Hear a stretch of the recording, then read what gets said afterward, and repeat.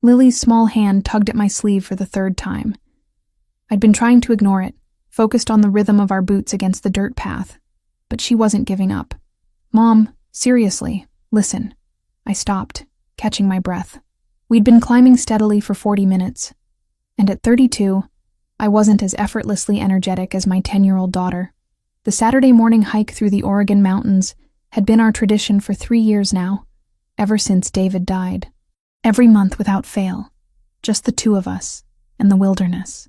"What is it, sweetheart?" Lily tilted her head, her dark curls escaping from beneath her hiking cap. She had David's ability to hear things before anyone else noticed. "Someone's yelling, that way." She pointed toward the old railway section that cut through the eastern part of the forest. I listened. Nothing but wind through pines and the distant call of a hawk. "Are you sure? Those tracks have been abandoned for decades. Nobody goes there." "I'm sure." Her green eyes, mirror images of mine, were serious. "Please, Mom." Against my better judgment, I nodded. We veered off the main trail, pushing through denser undergrowth.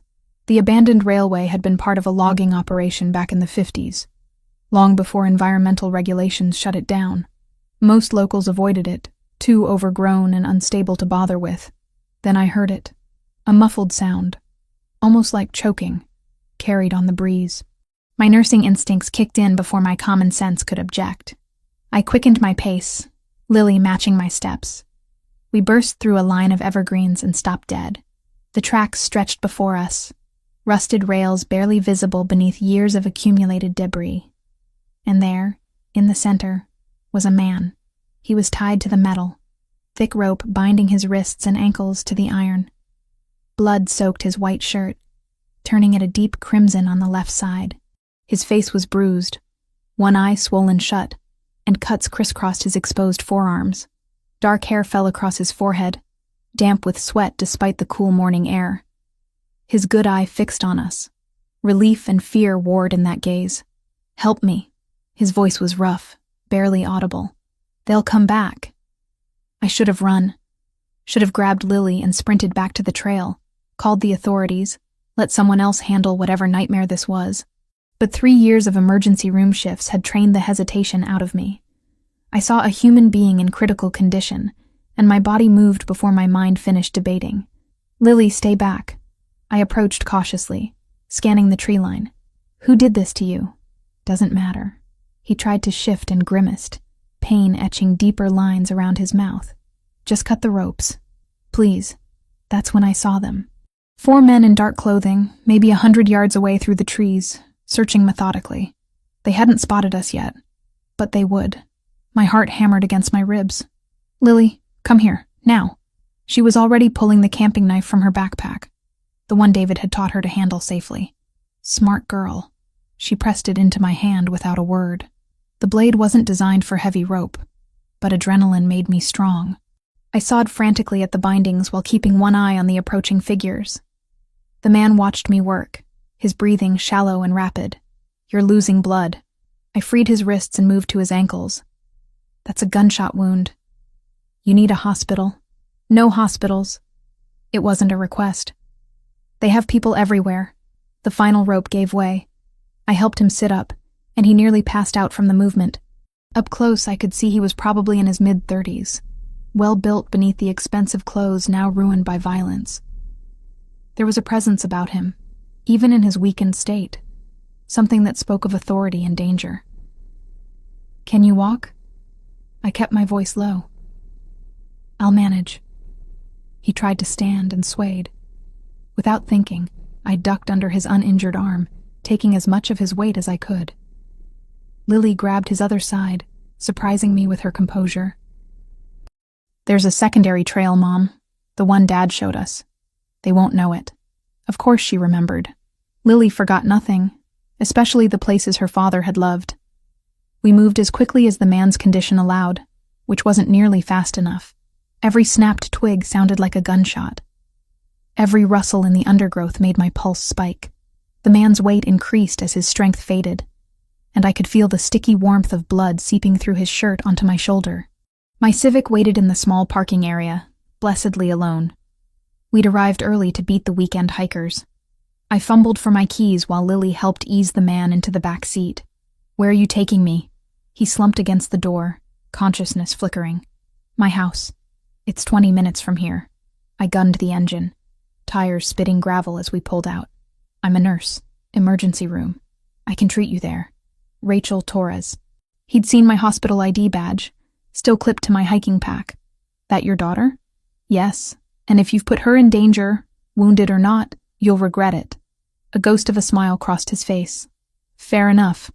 Lily leaned forward from the passenger seat, studying him with clinical interest. She'd spent enough time at the hospital over the years, waiting for me during double shifts, that medical situations didn't faze her. "You have a bullet in your shoulder. I can see the entry wound." "Lily," my tone was sharp. "It's fine." The man's eye closed. "She's observant. Trait that could save her life someday." The words sent ice through my veins. What had I involved us in? My house was a small 2-bedroom in a quiet neighborhood, the kind of place where people minded their business. I pulled into the garage and shut the door before helping him inside. He was barely conscious now, shock setting in hard. I cleared my kitchen table with one sweep of my arm, sending mail and Lily's homework scattering to the floor. "Help me get him up here." Carefully. Together we maneuvered him onto the surface. I ran to my bedroom closet where I kept my advanced first aid kit, the one I'd assembled over years of working trauma. Sterile gauze, surgical tape, antibacterial solution, suture thread. I grabbed scissors from the kitchen drawer and my best tweezers from the bathroom. "Lily, boil water. Fill every pot we have." She moved without question, already lighting the stove burners. I cut away his shirt, revealing the full extent of the damage. The bullet wound in his left shoulder was still bleeding, though slower now. Bruises in the shape of fists covered his ribs. Shallow cuts marked his forearms, deliberate and precise. Torture, not random violence. "This is going to hurt." I cleaned the area around the wound, watching his face. He stayed conscious through gritted teeth. "I need to remove the bullet. I don't have anesthesia. Do what you have to do." His right hand gripped the table edge, knuckles white. I sterilized my tweezers in the boiling water Lily brought over, then took a steadying breath. My hands were rock steady. They always were when it mattered. I'd removed shrapnel from gang violence victims, extracted glass from car accident survivors. A bullet wasn't that different. Except I'd always had a team, proper equipment, surgical lights. This was improvisation at its most desperate. The tweezers slid into the wound. He arched against the table, a strangled sound escaping his throat. I felt for the bullet, my fingers guided by years of experience and sheer determination. There. I grasped the metal and pulled, slow and even. It came free, distorted from impact but intact. I dropped it into a bowl and immediately packed the wound with sterile gauze. "Lily, hand me that dental floss." It wasn't ideal, but I'd sterilized it in boiling water. It would hold until proper stitches could be done if we ever made it that far. My daughter passed me the thread without hesitation, then positioned herself to hand me gauze as I needed it. She'd watched me work before during her visits to the ER, absorbing procedures through observation. Now that strange education was paying off. I sutured the wound closed with practiced efficiency, each stitch precise despite my racing heart. The man had stopped making sounds, jaw locked against the pain. Sweat soaked his dark hair, dripped down his temples. When I finished, I wrapped his shoulder properly and checked his other injuries. The cuts were clean, already starting to clot. The bruises would take weeks to fade, but weren't life-threatening. He opened his eye, focused on me with surprising clarity. "You just saved my life. Don't thank me yet. I still might call the police." I was washing blood from my hands when I said it. "You won't." His certainty irritated me. "And why not?" "Because you saw those men. You know this isn't normal." He shifted slightly, testing his mobility. "And because you brought me here instead of a hospital. Your instincts are better than you think, Rachel Torres." "Who are you?" "Adriano Luminari." He said it like it should mean something. It didn't. "I need to make a call. May I use your phone?" Every rational part of my brain screamed to refuse. Instead, I handed him my cell. He dialed from memory, spoke rapid Italian, too quiet for me to catch, then ended the call. "They'll be here in 40 minutes. You and your daughter need to come with us when they arrive. Absolutely not. Lily has school Monday. I have work. And we don't go anywhere with strangers who show up tied to train tracks. Those men who were hunting me? His gaze held mine. They'll have seen your car leaving. Small town like this, it won't take them long to find your address. By tonight, they'll know exactly where you live. My blood turned cold. You're lying, trying to scare me into helping you. I wish I was. There was genuine regret in his voice. I'm sorry. This isn't the thanks you deserve for saving my life. But those men are Russian mob, and they don't leave loose ends. You and Lily became loose ends the moment you cut those ropes. Lily's hand found mine. I pulled her close, my mind racing through options that all led to the same conclusion. We were already involved, whether I liked it or not. 37 minutes after Adriano made his call, I heard the vehicles. 3 black SUVs pulled up to my curb in perfect formation, drawing my neighbor's curtains aside like dominoes. Mrs. Chen would have questions later. If there was a later. Lily pressed against the window. Mom, they're here. 6 men emerged, moving with military precision. The one who reached my door first was older, maybe mid-40s, with silver threading through dark hair and eyes that cataloged everything. He knocked twice, sharp and efficient. I opened it before he could knock again. Inside, quickly, they filed in without hesitation. The older man's gaze went straight to Adriano, still on my kitchen table. Relief flickered across his hardened features. Sergio. Adriano's voice was stronger than an hour ago. About time. Traffic. Sergio moved to his side, examining the bandaged shoulder with practiced efficiency. You look like hell. Feel worse. This is Rachel Torres. She pulled me off those tracks and patched me up. Her daughter Lily helped. Sergio's attention shifted to us, his expression softening slightly. You saved his life. We won't forget that. A woman in her 50s pushed through, medical bag already open. She had the no-nonsense demeanor of someone who'd seen everything twice. Elena Ricci. Let me see what we're working with. She peeled back my bandaging with careful fingers, studying the sutures I'd placed. Her eyebrows rose. Emergency room nurse? Yes. This is exceptional work under the circumstances. You probably added 10 years to his life. She looked at me directly. Thank you.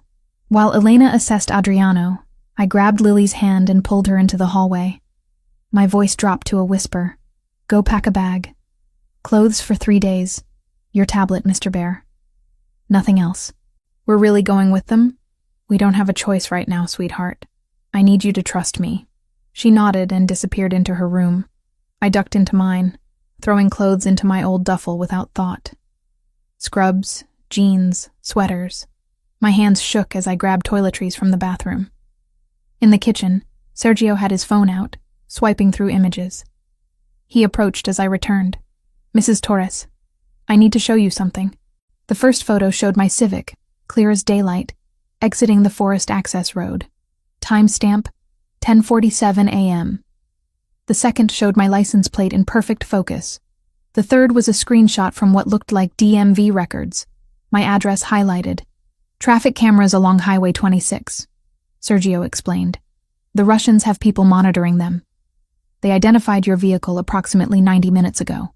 We estimate they'll have your home address within 6 hours, probably less. Ice settled in my stomach. You're serious.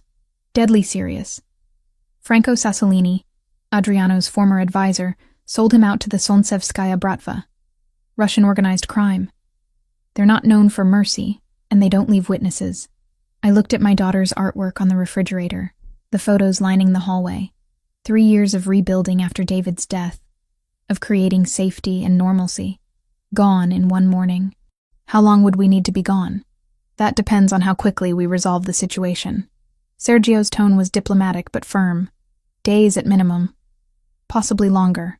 Elena finished wrapping fresh bandages around Adriano's shoulder. He needs rest and monitoring. The wound site looks good, but infection is still a risk. Then let's move. Adriano swung his legs off the table, grimacing but upright. 2 guards flanked him immediately. Rachel, Lily, we leave now. Wait. I held up a hand. My job. Lily's school. We can't just disappear. You can't stay here either. Adriano met my gaze. I'm sorry. This isn't what you signed up for when you helped me. Lily emerged with her backpack, looking smaller than her 10 years. I made a decision. Give me 2 minutes.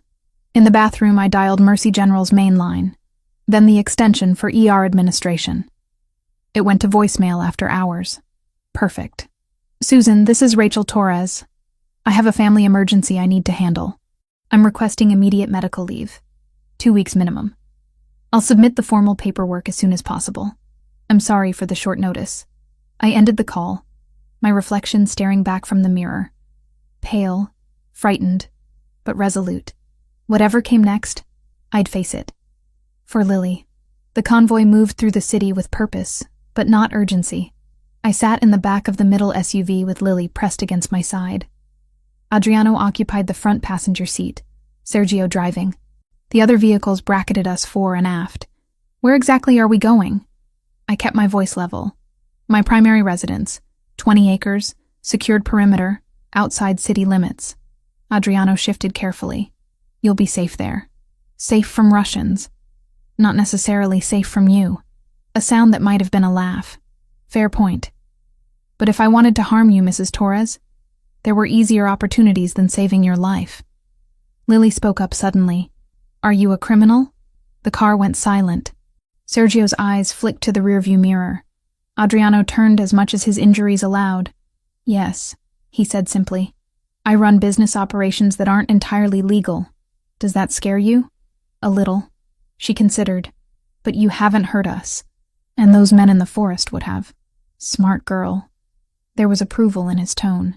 The world isn't as simple as good and bad. Sometimes it's about choosing the lesser danger. We drove for 40 minutes, leaving urban sprawl behind for forested hills. A gate appeared, wrought iron and serious, flanked by stone pillars. It opened silently as we approached. The property unfolded like something from a magazine. Manicured grounds, mature trees providing privacy, and at the center, a house that managed to be both modern and elegant. Glass and stone blending seamlessly, all clean lines and understated wealth. Holy cow, Lily whispered. The SUVs pulled into a circular drive. More men waited, at least a dozen, all armed but discreet about it. They formed a perimeter as we exited. A woman in her 60s descended the front steps, her posture military straight despite her age. She wore simple but expensive clothes, her salt and pepper hair in an elegant twist. Rosa. Adriano's greeting was warm. We have guests. I've prepared the East Wing. Her accent was thick, Italian perhaps. She studied Lily and me with sharp eyes. Welcome to Casa Luminari. Inside was exactly what I expected.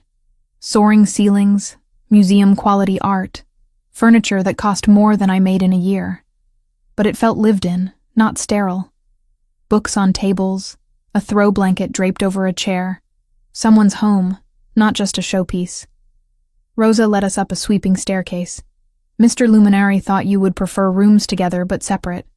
The suite has connecting doors. She opened double doors onto a space larger than my entire house. A sitting area with plush sofas, a bedroom with a king bed, and through an archway, a second, smaller bedroom. The little one's room. Rosa smiled at Lily. There are clothes in the wardrobes that should fit. Dinner is at 8, but for tonight we can bring something up if you prefer. I found my voice. We'll be fine. Thank you. When the door closed, I sat heavily on the sofa. Lily explored with cautious excitement, opening doors to reveal a bathroom with marble everywhere and a closet filled with designer clothes in our sizes. Mom, how did they have all this ready? Money and planning. I rubbed my temples. Lily, come here. She sat beside me, still clutching her backpack. I took her hands. I need you to understand something. These people, what they do, it's not legal, it's dangerous.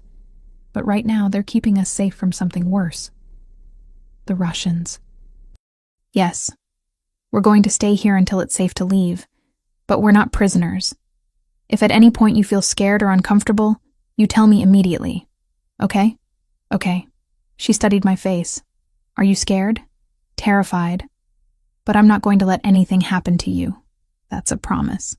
At 8 o'clock, we descended to the dining room.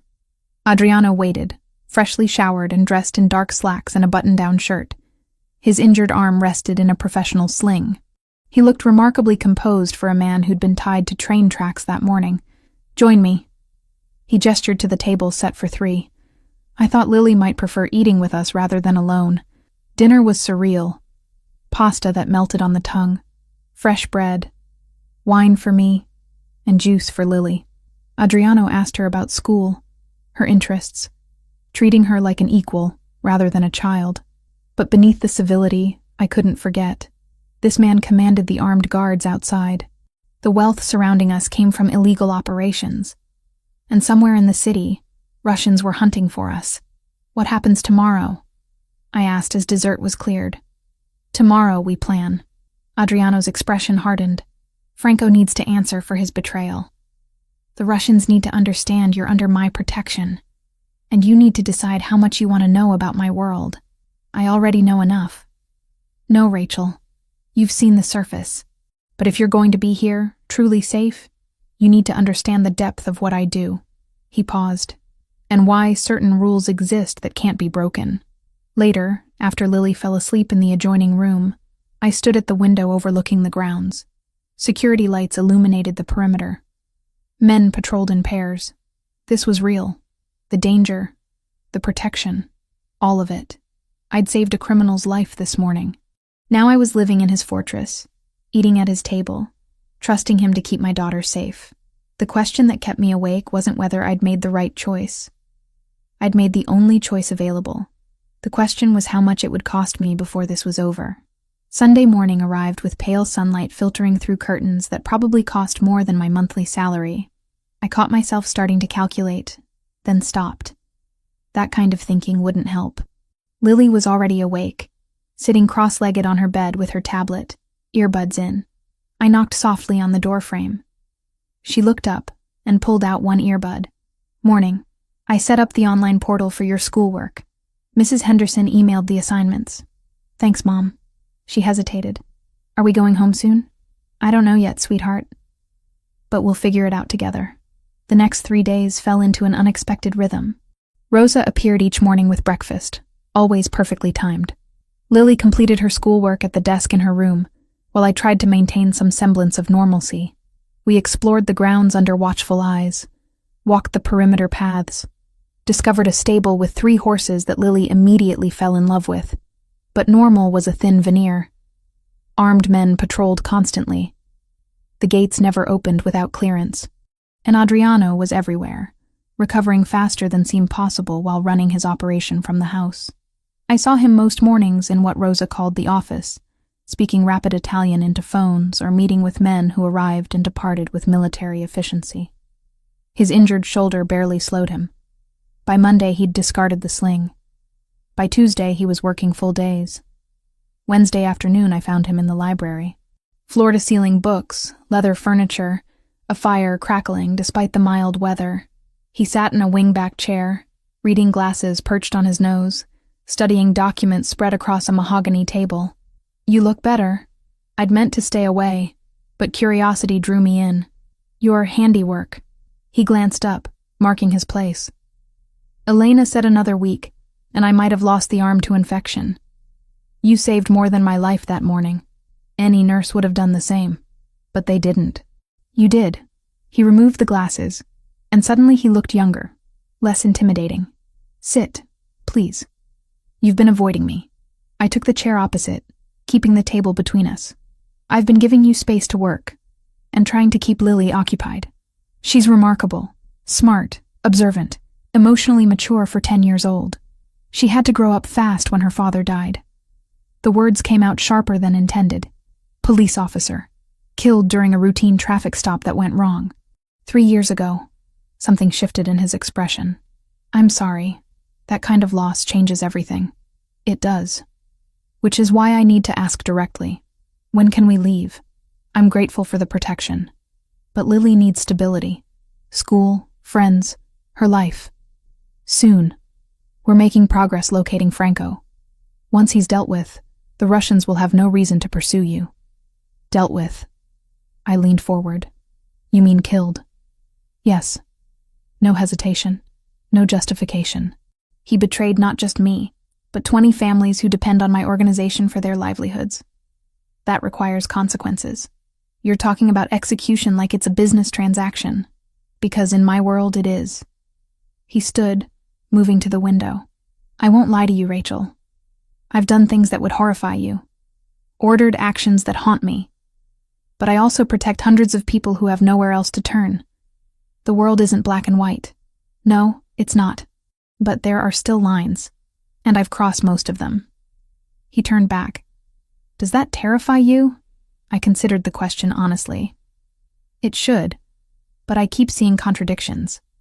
The man who threatens executions is the same one who asks about Lily's schoolwork at breakfast, who pays Rosa a salary that lets her support her grandchildren, who rebuilt the children's wing at Mercy General as an anonymous donor. His eyebrows rose. How did you know about that? I work there, remember? Everyone knows about the mysterious benefactor who funded the renovation. The dedication plaque might say anonymous, but the staff figured it out. Yet you still brought me into your home, knowing what I was.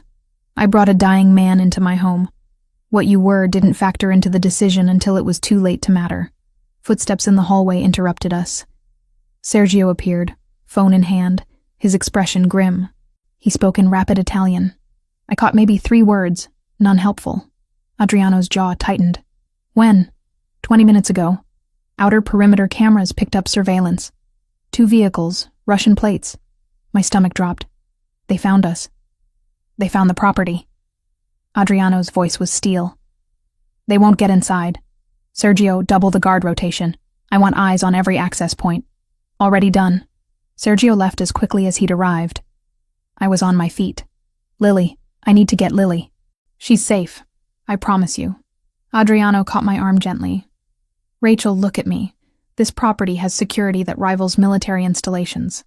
They're probing, testing responses. They won't attack. Not yet. How can you be sure? Because that's not how they operate. They'll watch, wait, look for weaknesses, and they won't find any. That evening, Lily asked the question I'd been dreading. We were in the suite after dinner, her homework spread across the coffee table. She set down her pencil and looked at me with those 2 perceptive eyes. Mom, is Adriano a bad man? I could have deflected. Should have, probably. But she deserved honesty. That's complicated, sweetheart. No, it's simple. He either hurts innocent people or he doesn't. Come here. I pulled her close on the sofa. The world is more complex than that. Adriano does things that are illegal, things that can hurt people, but he also protects families, helps people who have nowhere else to go. He's both things at once, like an anti-hero in the books I read. Sort of. But this isn't fiction. The consequences are real. She was quiet for a moment. Do you think he'd hurt us? No, I don't. Then that's what matters right now. Her simple logic was both reassuring and terrifying. When had my 10-year-old become the voice of reason? Thursday morning, I encountered Elena in the hallway. She was leaving Adriano's room after what I assumed was a routine check of his injuries. Walk with me. She gestured toward the gardens. Outside, away from listening ears, she spoke quietly. You're wondering why I work for him. Why someone with medical credentials chooses this life. The thought had crossed my mind. 12 years ago, my daughter was taken. Kidnapped by traffickers who saw an easy target.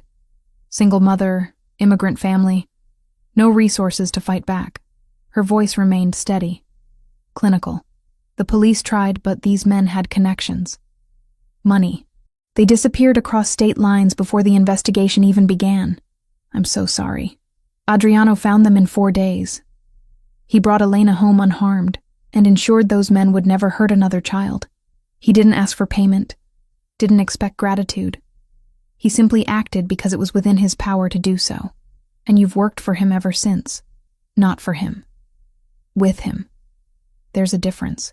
She met my eyes. He inspires loyalty not through fear, but through action. Every person in this house has a similar story. We stay because we choose to, because we believe in what he's building. What is he building? Something better than what exists. It's not perfect, not clean, but it's his way of balancing scales that were never meant to be balanced. I watched her walk back inside. her words settling like stones in my chest. Adriano Luminari was becoming harder to categorize with each passing day, and that scared me more than the Russians watching from outside the gates. That night I couldn't sleep. I found myself wandering the house, drawn by voices from Adriano's office. The door was cracked open. Inside, Sergio's voice carried clearly. The contact in the FBI confirmed it. Franco's been moving assets through offshore accounts. We have locations for 3 safe houses. Which one is he using? Adriano's question was sharp. Best guess? The warehouse property by the port.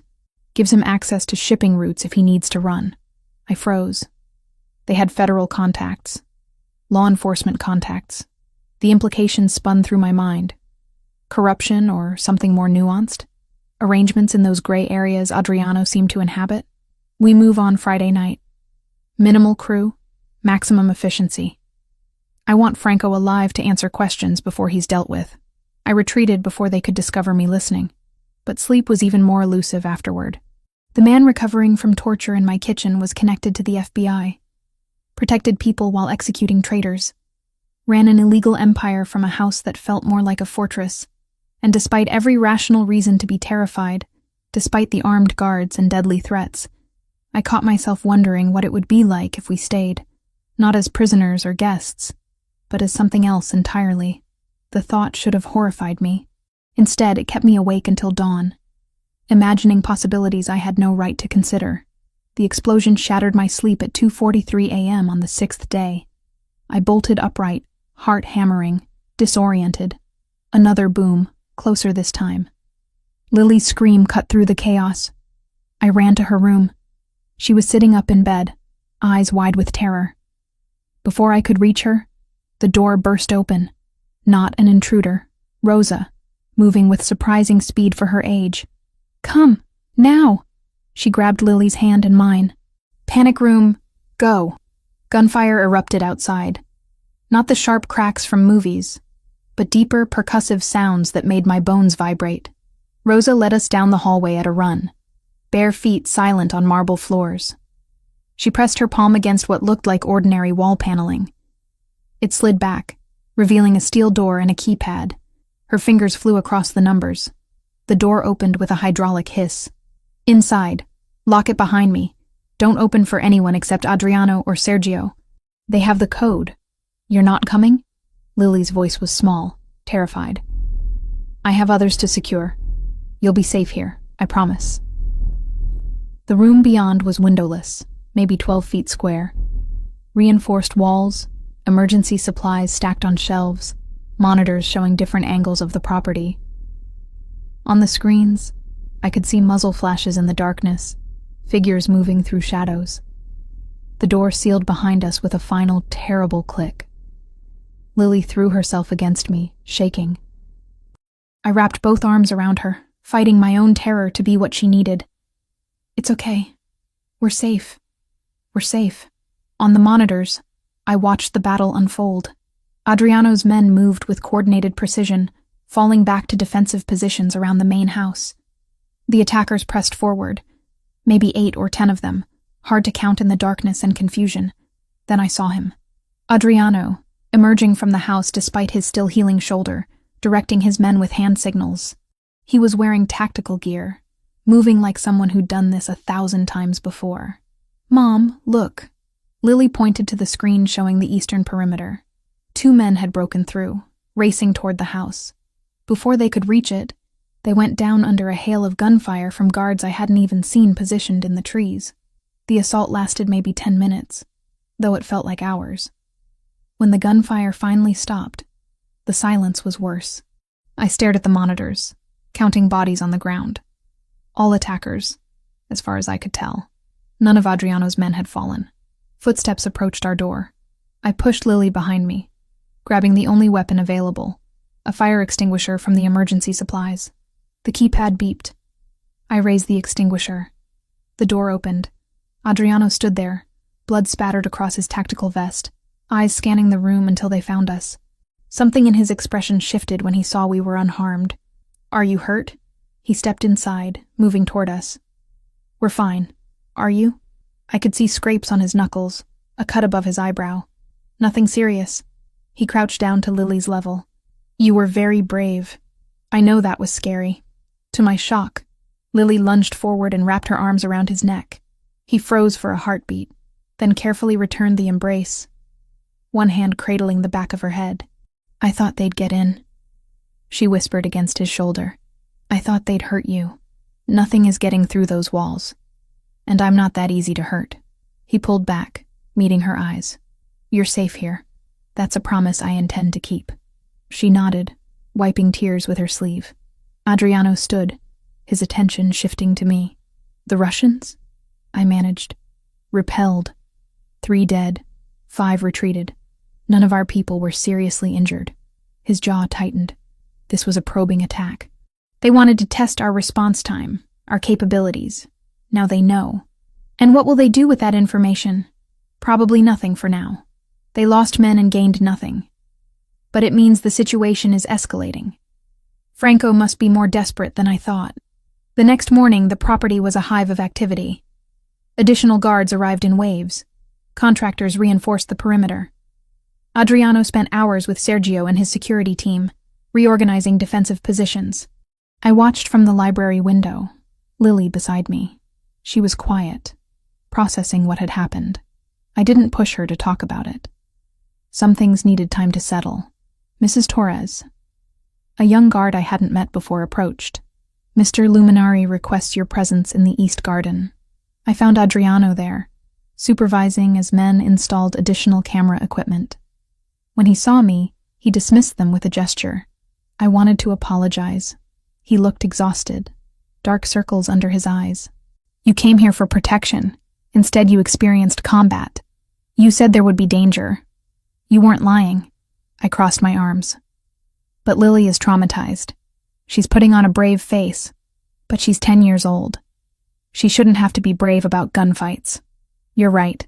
She shouldn't. He ran a hand through his hair. I'm doubling security. This won't happen again. You can't promise that.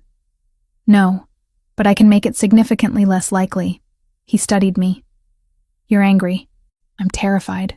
And I'm feeling helpless, which makes me angry. The admission surprised me. I'm used to being useful.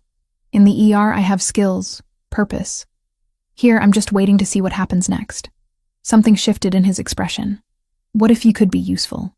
How? My men need better medical training. Basic trauma care, triage protocols. We have Elena, but she can't be everywhere. If you're willing, I'd like you to train my security team. I'd expected many things. Not this. You want me to teach your people how to save lives while they're busy taking them? I want them to have every advantage when violence finds them. Which it will, repeatedly. His voice was steady.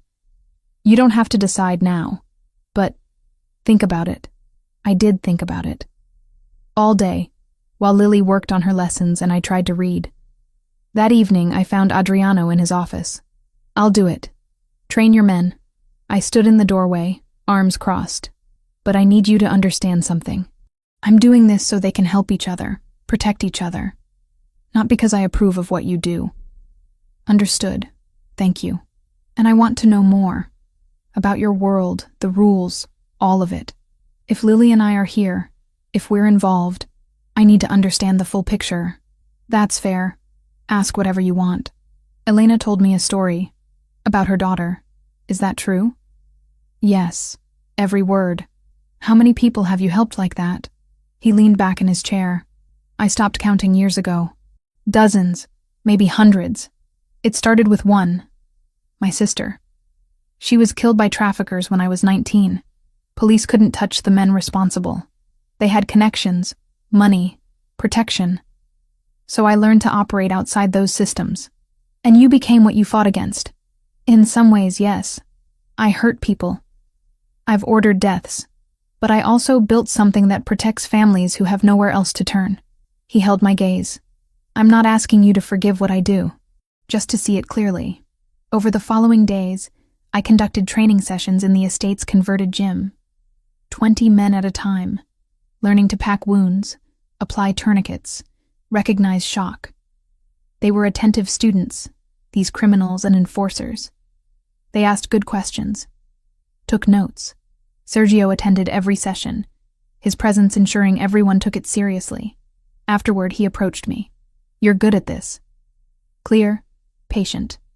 The men respect you. They respect Adriano. I'm just the messenger." "No, you earned it yourself." He paused. "He's different around you. Lighter somehow. I've known him 15 years. I've never seen that before." I didn't know what to say to that, so I said nothing. That night, I found Elena in the kitchen, brewing tea. She poured a second cup without asking and gestured for me to sit. "You're adjusting well. Better than most would in your position. I'm good at adapting. Survival skill from the ER. It's more than that. You're not intimidated by Adriano. Most people are, even his own men." She smiled slightly. "It's refreshing. Should I be intimidated?" "Probably, but I'm glad you're not." She sipped her tea. "He needs someone who sees him, not just what he represents. Someone who challenges him. I'm not trying to be anything to him. I'm just trying to keep my daughter safe. Of course, but sometimes we become things we didn't plan on. That's not always a bad thing." I left her words hanging in the air, unexamined. Because examining them meant acknowledging the pull I felt when Adriano entered a room. The way his rare smiles made my breath catch. The dangerous warmth that spread through me when he looked at me like I was more than just a complication in his carefully ordered world. And acknowledging those feelings meant admitting I was in far deeper trouble than Russian mobsters could ever pose. On the 8th day, Sergio arrived during breakfast with news written across his face. He waited until Lily excused herself to her room before speaking. "We found him. Franco." He spread photos across the table. "Warehouse by the port. Meeting with Russian leadership in 48 hours to finalize the information sale." Adriano studied the images with cold focus. "How solid is the intel?" "Confirmed through 3 separate sources. He's desperate, making mistakes. This is our window." I set down my coffee cup carefully. "You're going after him?" "Yes." Adriano didn't look at me. "Minimal team, maximum speed. We'll be back before dawn." The rest of the day passed in careful preparation. Men came and went, speaking in low tones. Weapons were checked, vehicles loaded. The house hummed with controlled tension. I kept Lily occupied with her lessons, but my mind was elsewhere. By evening, I couldn't focus on anything. After putting her to bed, I found myself drawn to the library. Unsure what I was seeking, Adriano was there, standing at the window overlooking the grounds. He'd changed into dark tactical clothing, the fabric emphasizing the lean strength of his frame. When he turned, something in his expression made my breath catch. "You should be resting." His voice was quieter than usual. "Tomorrow will be a long day for everyone." "I'm not tired." I moved into the room. "Are you scared? About tomorrow?" "Terrified." The admission surprised me. Not of Franco. Of not coming back. Of leaving things unsaid that should have been spoken. "What things?" He crossed the distance between us in 3 strides. "This thing between us. You feel it too, don't you?" The pull. My heart hammered against my ribs. "Adriano, I know the timing is terrible. I know I have no right to ask for anything from you. You came here to be protected, not to be pursued by the man who put you in danger." His hand came up, fingers barely brushing my cheek. "But tomorrow I might die, and I need you to know that since you cut those ropes, something changed in me." "Changed how?" "I saw a life beyond this, beyond the violence and the empire, and the constant vigilance. I saw you and Lily at breakfast, laughing about something I didn't understand. I saw mornings that weren't about strategy, nights that weren't about survival." His thumb traced along my jaw. "I saw something I'd given up believing could exist for someone like me. I should have stepped back. Should have maintained the boundaries I'd worked so hard to establish. Instead, I leaned into his touch. "You scare me." The words came out barely above a whisper. "Not because of what you do, because of how you make me feel." "How do I make you feel?" "Safe and terrified at the same time. Like I'm standing at the edge of something I can't come back from." "Then don't step back." His other hand found my waist, pulling me closer. "Step forward. With me." When his mouth met mine, it wasn't gentle. It was hunger and desperation, and 10 days of tension finally finding release. I responded without thinking, hands fisting in his shirt, pulling him closer despite every rational thought screaming to stop. He tasted like coffee and danger, and something uniquely him. His hands were careful despite the intensity, mindful of boundaries even as we crossed them. When we finally broke apart, both breathing hard, his forehead rested against mine. "Come with me tomorrow." The request was barely audible. "Stay somewhere safe, but be there. I need to know you're close." "That's insane." "Probably, but I'm asking anyway." "I can't put Lily at risk. Rosa will stay with her. Full security detail. They'll be safer here than anywhere else in the world." I pulled back enough to see his face. "Why does it matter if I'm there?" "Because if something goes wrong, I want the last thing I see to be you." His hand cupped my face. "Is that pathetic enough to be honest?" "It's terrifying enough to be real." I closed my eyes. "I'll think about it. That's all I ask." He kissed me again, softer this time. "Go. Get some sleep. I need to finish planning." I made it halfway to the door before turning back. "Adriano?" "Yes?" "Come back." "That's not a request. It's an order." That rare, genuine smile crossed his face. "Yes, ma'am." The next evening arrived too quickly. Lily was in her room with Rosa, who'd promised stories and hot chocolate. I stood in the foyer, dressed in dark jeans and a black jacket, feeling like I was making the worst decision of my life. Sergio appeared, eyebrows rising when he saw me. "Mrs. Torres, I'm coming. Somewhere safe, somewhere I won't be in the way. But I'm coming." He studied me for a long moment, then nodded. "The observation van. Half a mile from the target site. You'll have eyes on everything, but be protected." Adriano descended the stairs, pausing when he saw me. Relief and concern warred on his face. "You're sure?" "No, but I'm here anyway."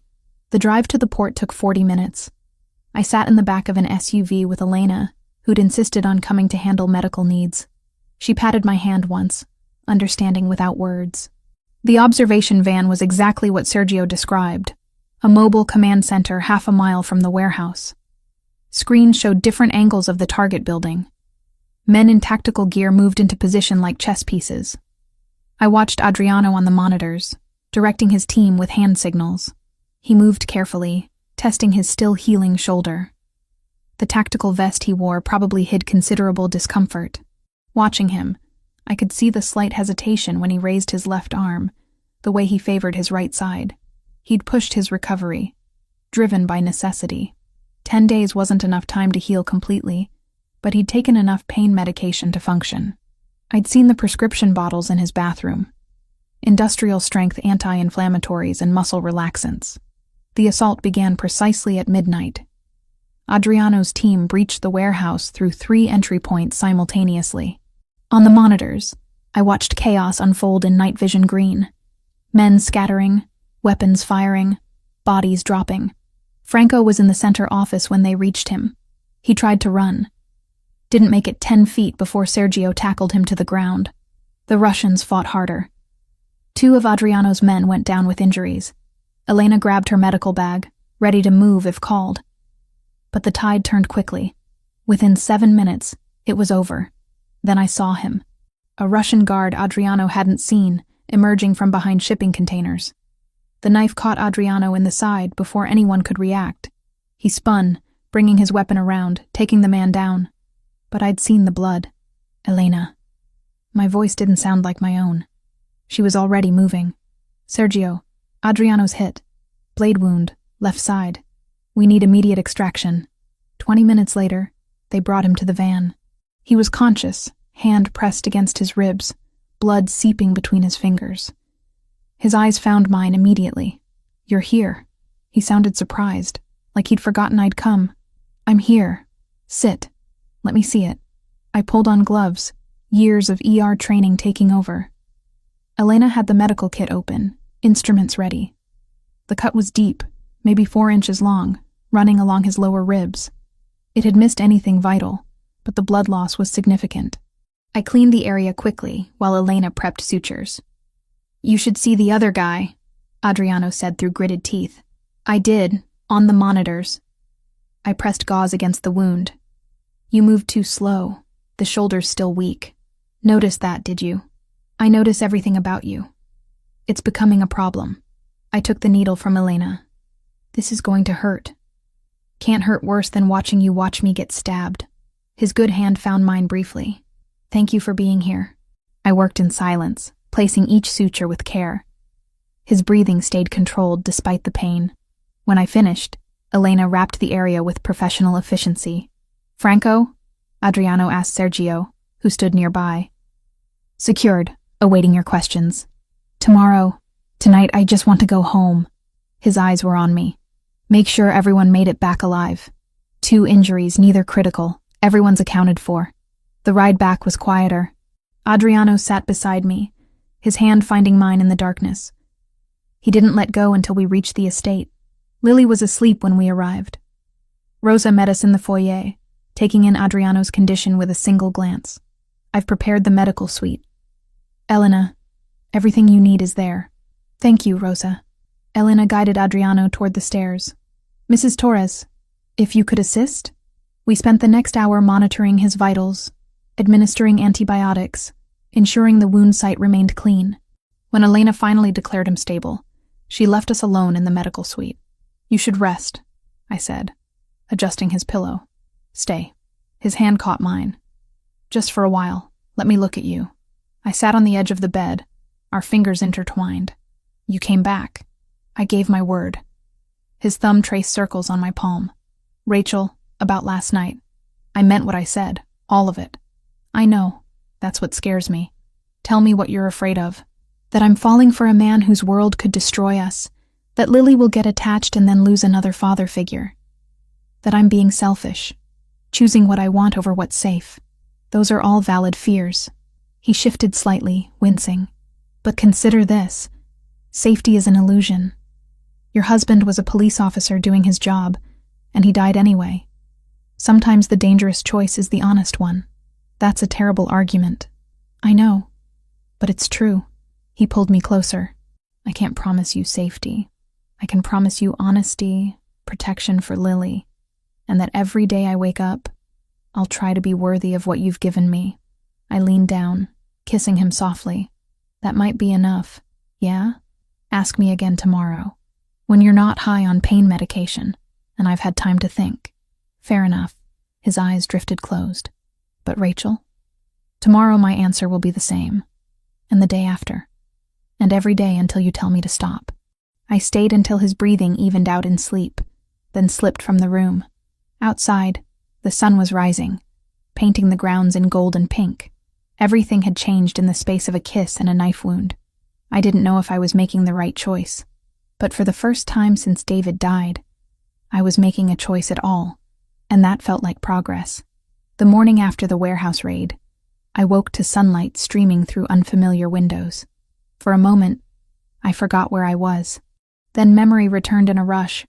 Adriano's kiss, the knife wound, the way he'd looked at me while I sutured his side. Elena had declared him stable by dawn. The wound was clean, no signs of infection. He'd heal, though he'd carry another scar to add to his collection. I found him in his office 3 days later, paperwork spread across the desk. He looked up when I entered, a genuine smile crossing his face. Franco talked before he died. No preamble, just facts. The Russians were paying him for access to our shipping routes and financial records. He gave them enough to be dangerous, but not enough to destroy us. And now? Now they know their investment is gone. The surveillance vehicles disappeared yesterday. Sergio's contacts confirm they've pulled back to regroup. He set down his pen. You're safe to leave, Rachel. You and Lily. The threat is over. The words should have brought relief. Instead, they settled like stones in my chest. Oh, I've arranged for a secure house if you want it. New neighborhood, different name, full security, or I can have your old place monitored discreetly. He stood, moving around the desk. Whatever you choose, you'll be protected. That's generous. It's the least I can do. He stopped a few feet away, respecting the distance. But there's a third option, which is, stay here. Not as my prisoner or my guest. As someone exploring what this could be between us. My phone rang before I could respond. The hospital's main line. I answered, stepping into the hallway. Rachel, It's Susan from ER Admin. Got your message about the family emergency. Everything okay? I'd forgotten about that voicemail, left in panic nearly 2 weeks ago. Yes, things are settling down.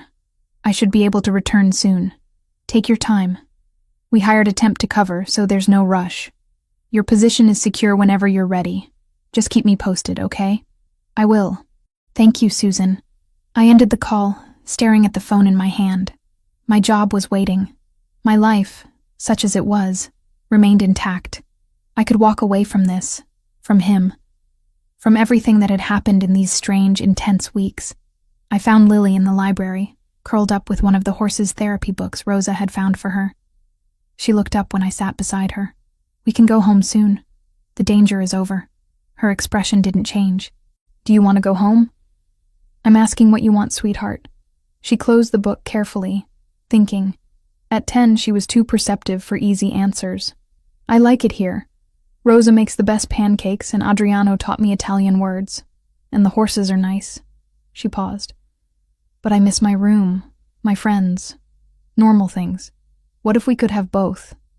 Normal things, but here. Is that even possible? Good question. I don't know. But I'm considering finding out. That evening, I sought out Adriano in the gardens. He stood by the fountain, watching water cascade over stone. When he heard my footsteps, he turned. I spoke with Lily. I stopped beside him. And with myself, for that matter. About what comes next. What did you decide? I'm terrified of you, of what you represent, what you do. I'm scared of Lily getting hurt, of me making choices based on loneliness instead of reality.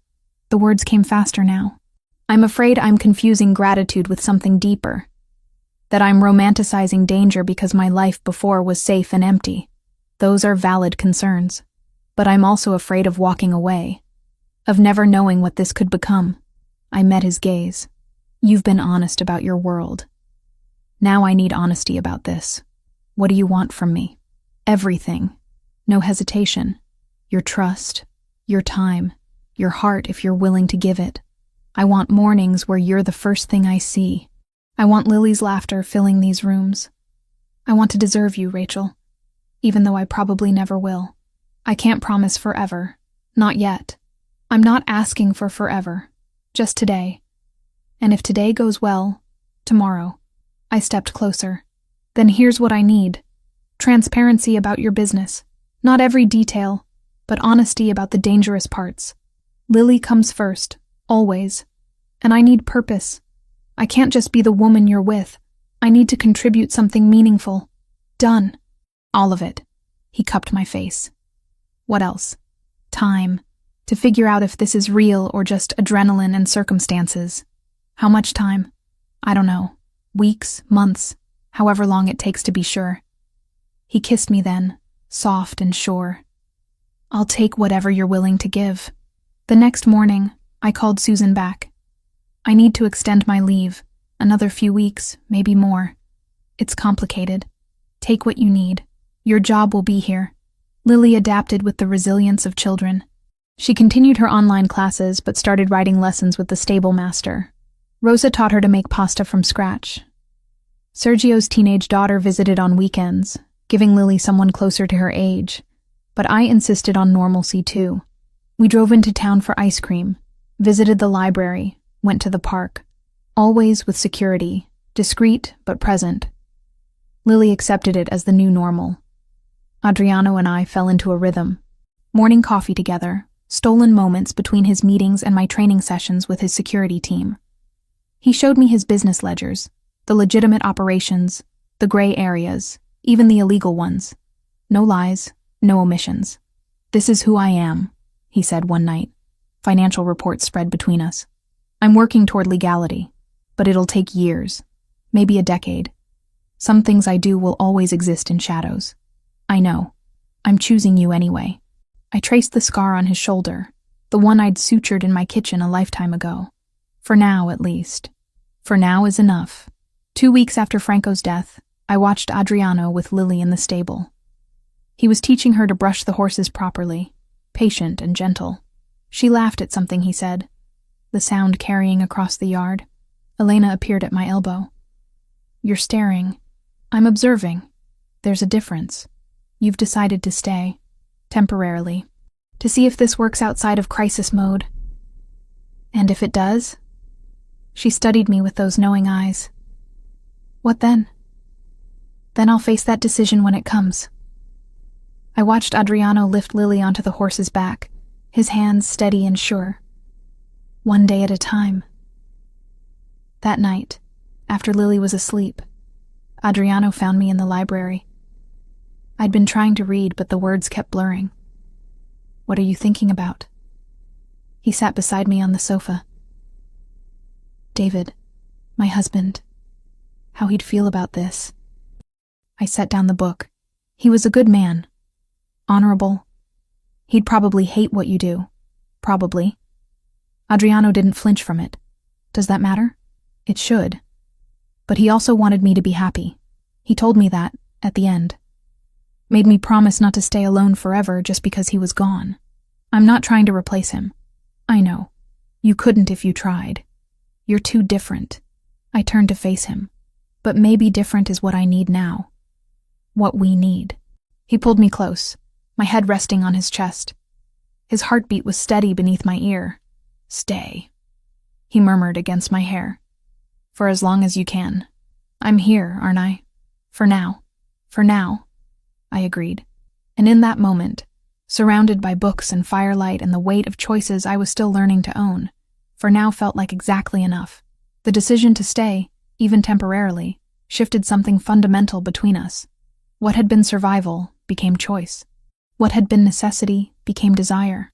Over the next week, Adriano and I learned each other in ways that had nothing to do with danger or adrenaline. He liked his coffee black and too strong. I discovered he read philosophy in the mornings before anyone else woke. He learned I was terrible at hiding my emotions, but excellent at compartmentalizing them. We fell into rhythms that felt almost normal. Breakfast together, before he disappeared into his office. Evenings where he'd find me in the library or gardens, stealing moments between his endless responsibilities. But I needed boundaries. Needed to define what this was before it consumed us both. We need to talk. I found him in his study one afternoon. Financial reports spread across the mahogany desk. About how this works if I'm actually staying. He set down his pen immediately, giving me his full attention. I'm listening. Transparency. I need to know what you're doing. Not every detail, but the dangerous parts. If there's going to be another warehouse raid, another attack, I need warning. I crossed my arms. I can't protect Lily if I'm operating blind. Agreed. What else? Lily comes first. Always. If something threatens her safety, we leave. No argument. No debate. That goes without saying. He stood, moving around the desk. I'd put her safety above my own. You know that. And I need purpose. I can't just be here as your girlfriend or whatever this is. I need to contribute something meaningful. He was close now. Close enough that I caught his scent. Cedar and coffee, and something uniquely him. What did you have in mind? The medical training sessions are temporary. Your men know the basics now. But I was thinking, a clinic. For your organization's families. Somewhere they can get care without questions. Without paper trails that put them at risk. Something shifted in his expression. You do that? Commit to being part of this world? I'm already part of it. Might as well make it count for something. I met his gaze. But I need you to show me everything. The legitimate operations, the gray areas, all of it. If I'm choosing this, I'm choosing it with open eyes.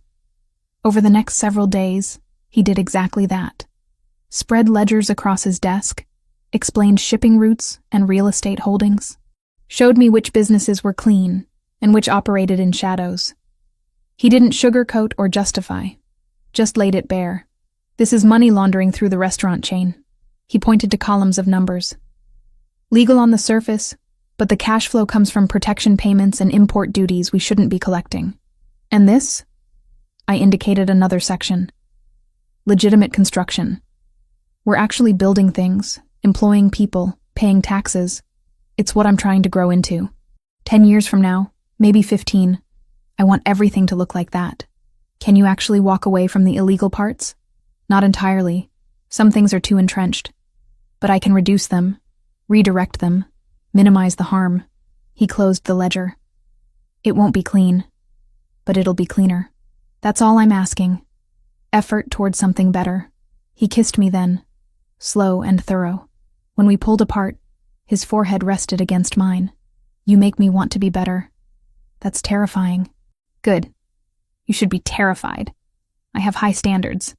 A week later, on a quiet evening after Lily went to bed, I found myself in his room. Not by accident, by choice.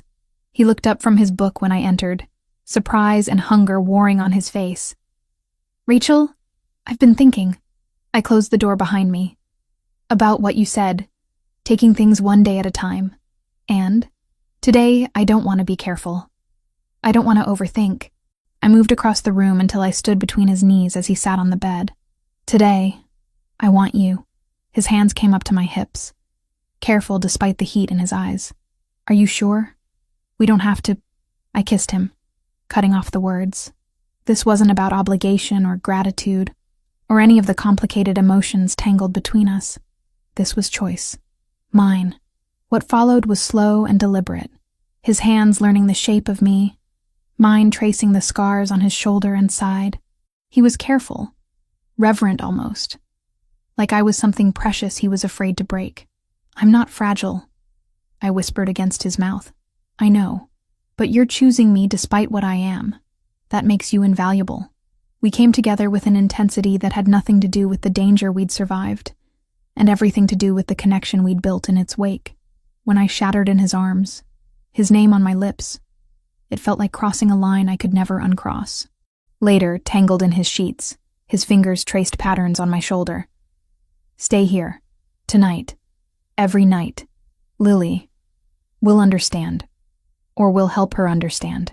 He pressed a kiss to my temple. I want to wake up with you. Fall asleep beside you. All the normal things couples do. We're not a normal couple. No, but we could be our own version of normal. The next morning, Lily found me making coffee in the kitchen. She studied me with those too perceptive eyes, taking in my rumpled appearance and the contentment I couldn't quite hide. You stayed in Adriano's room last night. No judgment in her voice, just observation. I did. Is that okay? She poured herself juice, considering. Is he your boyfriend now? I think so. If that's all right with you. Does he make you happy? Yes. Then it's okay. She paused. He's not Dad, but I like him. He teaches me things and listens when I talk. That's enough. Relief flooded through me. He's not trying to replace your father, sweetheart. Nobody could do that. I know. She took a sip of juice. But maybe he could be something else. Something different that's still good. When had my 10-year-old become so wise? That afternoon, Adriano surprised us both. Get dressed, we're going out. Where? Lily's eyes lit up. Movies, then dinner somewhere normal. Maybe ice cream after. He glanced at me. If that's okay with your mother. And security? Discreet. You won't even notice them. He crouched to Lily's level. I want you to have normal experiences, not just this house.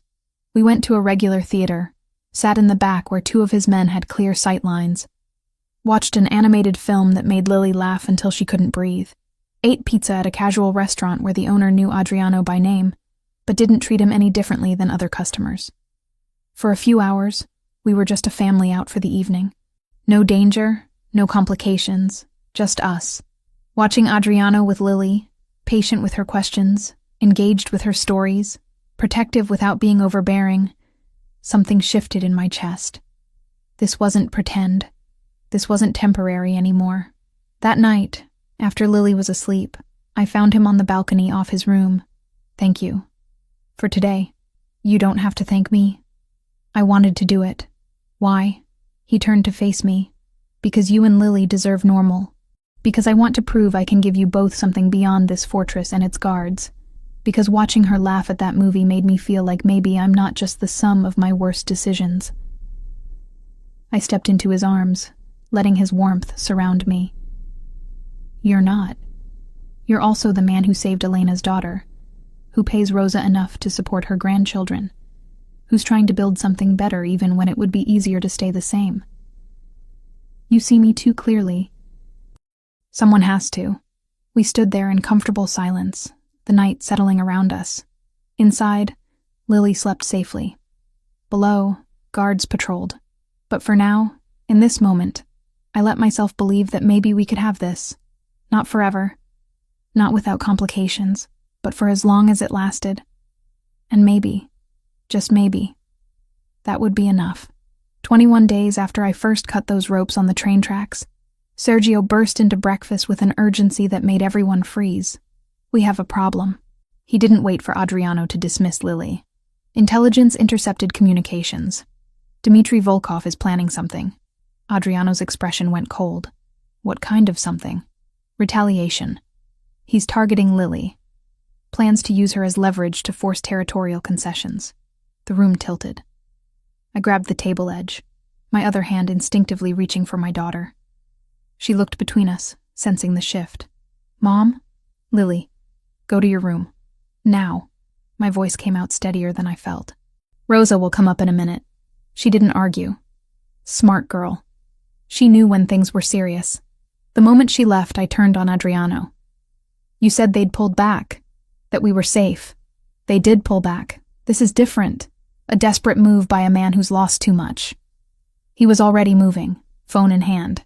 Sergio, triple the guard rotation. I want eyes on every access point, every inch of the perimeter. Already done. But boss, maybe we should consider relocating. No. My voice cut through the room. Both men looked at me. We're not running. We're ending this. Adriano studied me for a long moment. Rachel, you heard Sergio. They're planning to use Lily. That means they'll come for her, which means we can be ready. I straightened. Years of emergency training kicking in. We set a trap. Use their plan against them. That's dangerous. I won't put you and Lily at risk like that. We're already at risk. At least this way we control the variables. I held his gaze. What's the alternative? Hide forever? Move from safe house to safe house until Lily graduates high school? Sergio cleared his throat. She has a point. If we leak false information about a vulnerability, say, Lily being moved to a different property, we could prepare an ambush. Over the next hours, they planned. I insisted on being part of every discussion. Not because I understood tactical operations, but because I needed to know exactly what danger my daughter would face. The information leak happens tonight, Adriano explained, spreading maps across his desk. We make it look like Lily will be at a safe house in the city tomorrow afternoon. Limited security, easy target. But actually, she stays here with Rosa and half our force. The rest of us set the trap at the safe house. And I'm coming with you. I said it as fact, not request. Rachel, I'm a trauma nurse. If anyone gets hurt, you'll need me there. Plus, I need to see this through. I moved closer. Lily is my daughter. I'm not sitting here waiting while you fight for her safety. He searched my face, then nodded. You stay in the command vehicle with Elena. Protected, but present. The next day crawled by. I kept Lily occupied with her lessons, acting as normal as possible. She knew something was happening. Kids always know, but I couldn't tell her. Couldn't add that weight to her shoulders. That afternoon, Rosa took Lily to the stables.